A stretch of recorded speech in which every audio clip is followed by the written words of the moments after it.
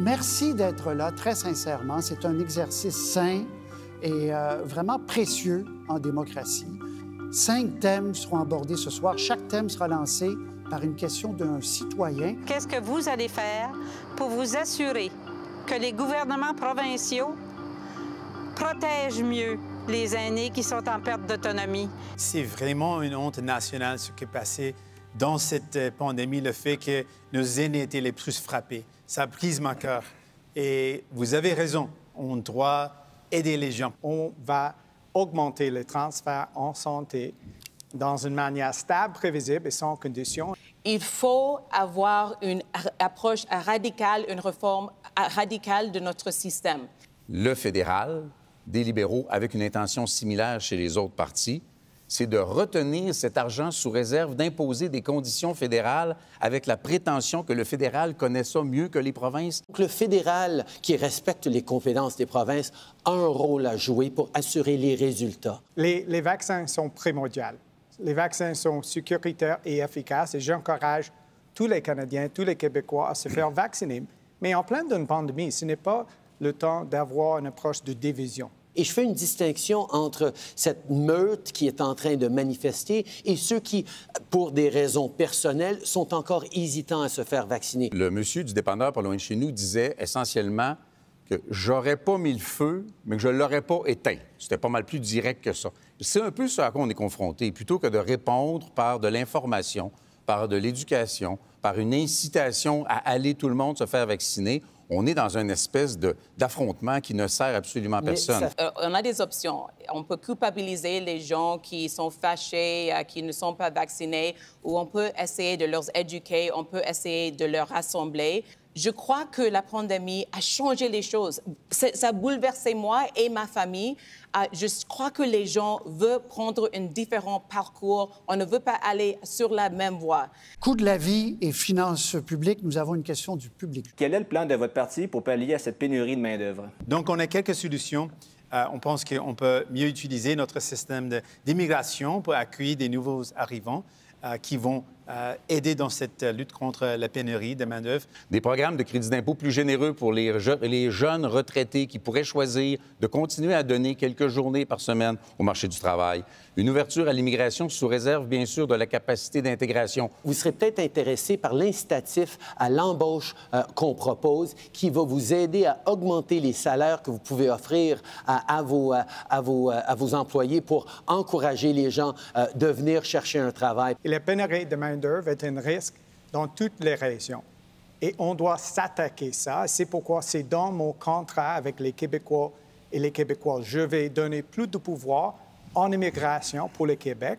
L'immigration, la formation, coordination et collaboration. Il faut collaborer et coordonner avec les entreprises pour savoir où sont les lacunes et comment les remplir. Il faut travailler sur la productivité, pas annoncer des promesses d'emploi, améliorer la productivité des entreprises, souvent par l'automatisation. Et c'est justement ce qu'on est en train de faire avec un programme digital pour les petites entreprises, pour faire un virage numérique, pour permettre plus de productivité. Avec l'NPD et M. Trudeau, on va voir les dépenses sans limite. Et il y a une risque. Vous êtes à la même côté, vous deux voulez couper l'aide aux gens. Doubler l'allocation canadienne pour les travailleurs. Je veux vous parler, et le plus clairement possible, de garderie. Je me demande si tous les homicides ont laissé une femme parler sur un enjeu qui impacte les femmes plus que les autres. Monsieur O'Toole ne comprend même pas le système de garderie au Québec qu'on a voulu utiliser pour s'inspirer à travers le pays. Il dit qu'il va renvoyer un crédit d'impôt aux familles les plus vulnérables au Québec.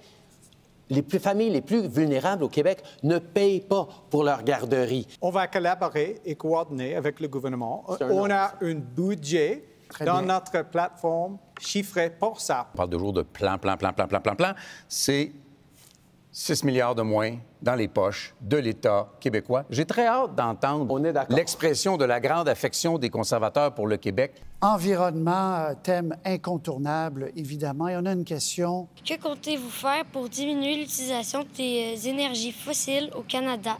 Il y a manière de faire plus, il y a manière de faire mieux, il y a manière d'exporter ce savoir-faire. Ça ne passe plus par les hydrocarbures et les énergies fossiles. C'est terminé. M. Blanchette, vous avez dit ça la semaine passée. C'est possible d'utiliser la technologie, la séquestration de carbone, Et c'est Non, important dans le secteur énergétique, non, j'ai dit que ça se dans le pouvait secteur de l'aluminium, dans le Saguenay.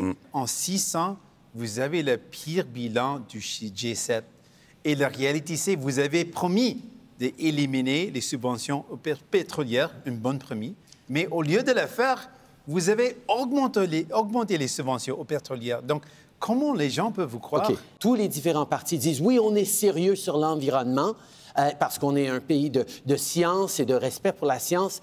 La réalité, c'est qu'il faut se fier aux experts. L'avenir ici au Canada, oui, c'est l'énergie, mais c'est l'énergie renouvelable. Je suis Nous d'accord. sommes malheureusement d'accord. en train de traîner derrière tous nos partenaires internationaux. Il y a une green rush qui se passe maintenant. L'avenir, c'est Madame Paul, vert. Les climatologues, les économistes disent tous que c'est le Parti libéral qui a le seul vraiment malheureusement. Merci. Identité et culture. Vous avez une question d'un citoyen. Seriez-vous prêt à inclure les langues des Premières Nations, des Inuits, des Métis parmi les langues officielles du Canada? Oui. Sur le territoire qui est présentement le Canada ou le Québec, les langues autochtones doivent avoir une reconnaissance officielle et être assujetties à une juridiction qui sera celle des peuples autochtones. La réalité, c'est que nous avons travaillé pour co-développer avec les peuples autochtones d'à travers ce pays des protections et un statut officiel pour les langues autochtones. On doit reconnaître les langues autochtones comme des langues officielles.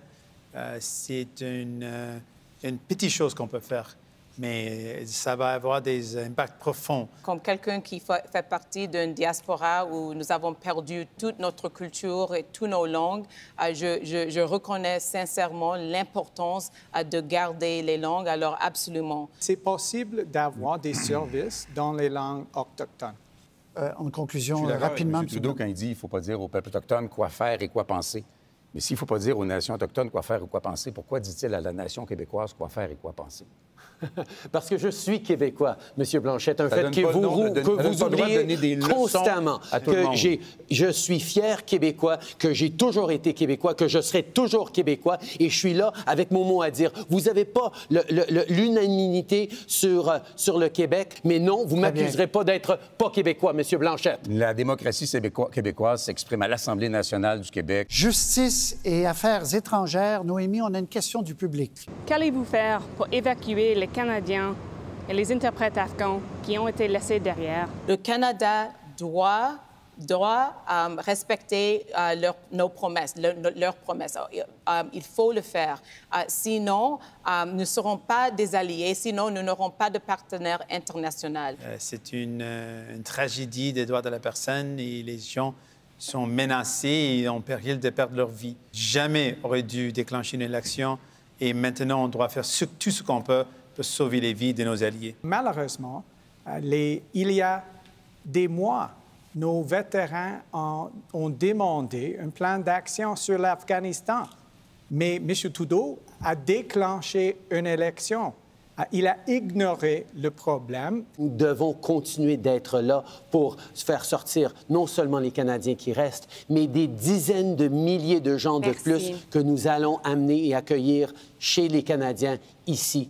Et il n'y a que des pressions coordonnées qui feront en sorte que l'étau des talibans sur les interprètes et sur possiblement encore des ressortissants étrangers se relâchera un peu. C'est la seule solution. Si on parle des armes à feu, des armes d'assaut, absolument, il faut abolir la possession des deux, mais aussi il faut attaquer les racines. On a un plan de faire ça en étroite collaboration avec les policiers, les municipalités, parce qu'on a vu des fusillades à Montréal, à Vancouver, avec des armes à feu. Parce que vous avez changé votre programme à 3 reprises sur le on décret. On doit avoir une approche publique et transparente parce qu'on doit enlever la politique. Monsieur Blanchet, là-dessus. Ça fait un peu, j'ai un plan, j'ai un contrat. Une fois qu'il est signé, je vais le changer. On doit avoir une approche sérieuse sur la sécurité. C'est un leader pro-choix, mais il ne peut pas faire suivre ses députés. Ses députés ne le suivent pas en pro-choix. Ils ne les suivent pas sur les vaccins. Il ne peut même pas faire vacciner ses propres députés. C'est pas ça du leadership, M. O'Toole. Pourquoi est-ce que nous sommes dans une élection? Ce qu'on a vu ici, c'est pareil au même. C'est les vieux partis qui parlent comme ça. Merci à vous cinq. J'espère, mesdames et messieurs, que vous êtes plus éclairés.